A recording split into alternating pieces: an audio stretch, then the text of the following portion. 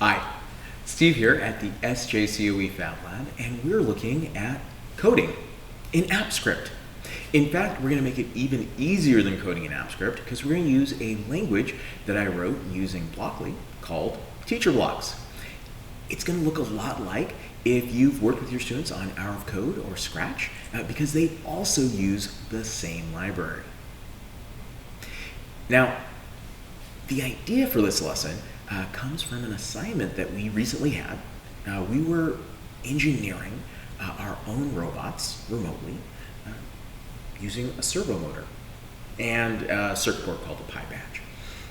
Now, servo motors are awesome because they're inexpensive and they have motion that goes back and forth.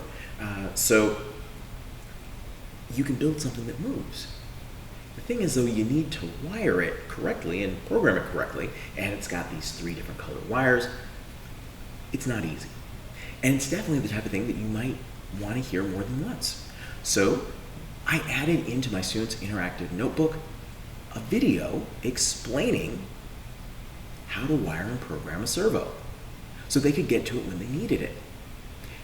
We can use code to have interactivity built into our lessons and our documents using the Google Workspace and AppScript. Let's see how we can make this work.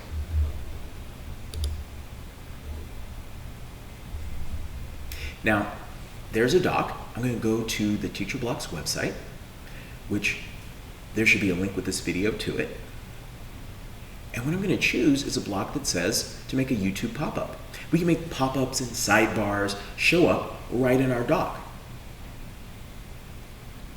Now I'm adding a menu item so students can click to get that help.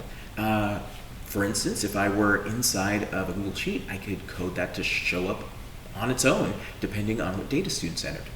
Now I've made the menu item say help with servo, and the function that it'll call is called servo video, which is going to pop up my YouTube video. And I'm going to paste this from YouTube.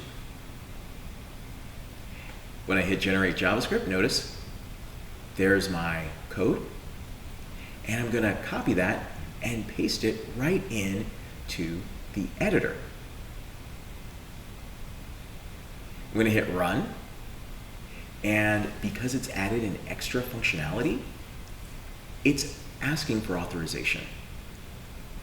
I coded it, so I know I trust it. I'm going to allow it. And here we go.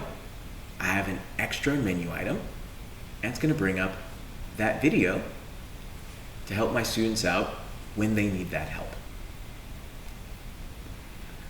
I hope this was a helpful introduction to how I can add interactive elements right into my documents. Try it out. Have fun.